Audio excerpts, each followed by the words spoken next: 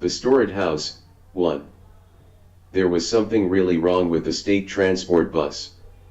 It had come up the winding road in the mountain as if with a lifetime effort. The road was now downhill, and yet the bus moved as slowly as a sick man walking with the help of another. It reached the plain where the dispensary building was situated, and stood still, like an obstinate bull. Now, the destination was hardly a mile or two away. But the driver was sore and the conductor had no option but to be silent. When they realized that the bus wouldn't move any faster, a couple of passengers exclaimed, "God damn it for a bloody nuisance." The conductor asked the passengers to get down and they all put their strength together to push the bus. Having gained this initial momentum, the bus started. Passengers clambered up, jostling one another. The conductor rang the bell and the bus gradually took on speed. It entered the village reluctantly like a truant child being dragged to school. As it wound its way through the curves on the outskirts, it groaned and croaked like a hen about to lay eggs, and stopped with a bang in front of Bujabapatul's residence. As it halted, it gave a big lurch, sending the passengers helter-skelter, churned like water in a pitcher when the carrier stumbles. All the passengers got down. The coolie put his hand on a huge wooden box and shouted, "Whose box is this?" Bayaji, who was brushing away the dust from his body, answered, "Oh, it's mine. Please lower it down." The coolie heaved and grunted as he lowered the box, which Bayaji caught with ease. Bayaji had packed his entire household goods in this box. There was no longer any reason to hang around in Bombay. He had worked honestly for the past 35 years in the dockyard and had retired from service 2 months before. Not that he had held an important position. He had merely got an extension for 2 years. During that period he had become a supervisor. Otherwise his entire life had been spent lifting heavy loads.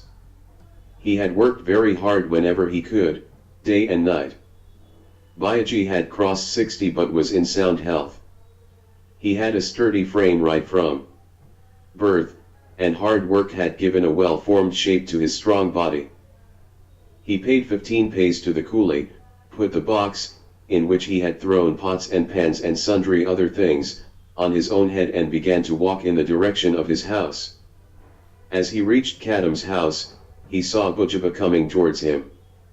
Bujaba was a known rascal of the village. Bayaji balanced the burden on his head. Straightening his neck, he said, "Greetings to you, sir, how are things with you?"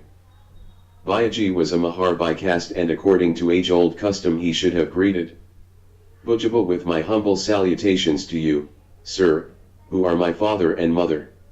So, when Bayaji merely said greetings, Bujaba became furious and said, "Do you think you can become a Brahmin merely by saying greetings?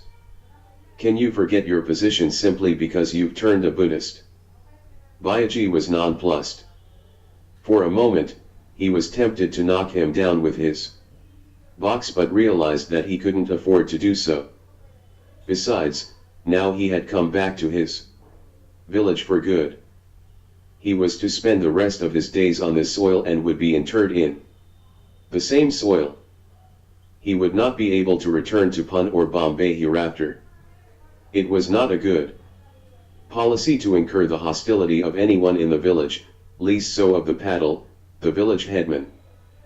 So he said in a meek tone, "Sir, why spring this on me even before I set foot on the soil of my forefathers? I have to stay here till the end of my life." "What? Aren't you going back to your job?" asked Bujaba. "No sir, my service is over. I've turned 60. With this Bayaji lifted the load from his head a little to place it in position. "Then you've collected your fund amount?" Bujaba was taking his measure. "Yes, sir," Bayaji replied with pride. "How much?" Bujaba asked greedily. "Not much, what can a daily worker earn?" Bayaji answered. "Why won't you mention the figure, man?"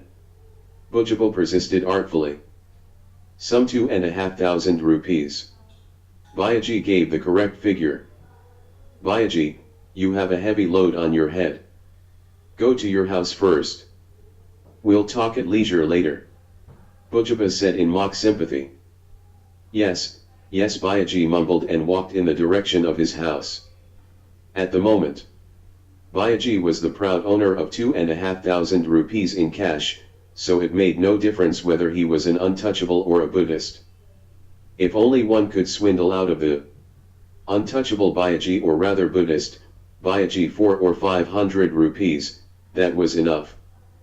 With the thought in his mind, Bujaba entered his wada, the big house. Exchanging pleasantries with people he met on the way, Bayaji reached the public building called Takaya in the untouchable settlement. The building was named Buddha Vihar by those who had embraced Buddhism. As Bayaji neared Buddha Vihar, the children, who were playing with a ball made of rags, finished their game and cried out, "Bajanana is here, Bajanana is here," and scampered in the direction of Bayaji's house. Bayaji's 85-year-old mother quickly scrambled to her feet. She had aged much, but her old worn frame was still sturdy, and her teeth were strong enough to break grams. She could thread a needle without help. When she heard of Bayaji's arrival, her heart swelled. As Bayaji came in, his wife concealed her joy with the end of her sari and took down the box from his head. His grandchildren clung to him and began to twist the folds of his dhoti. The neighboring children watched the scene in idle curiosity. "Come, get into the house, children," said Bayaji. His mother walked out with a bent back and told Bayaji to wait outside the door. Bayaji obeyed. The old woman came forward, poured some water over the piece of bread in her hand, moved it around Bayaji's face and flung it away as an offering. She ran her palms over his cheeks and pressed her fingers on her temples. All 8 fingers gave out a cracking sound. Bayaji's family was doing well. He had 8 children in all, 6 sons and 2 daughters. The daughters had been married off and had given birth to children.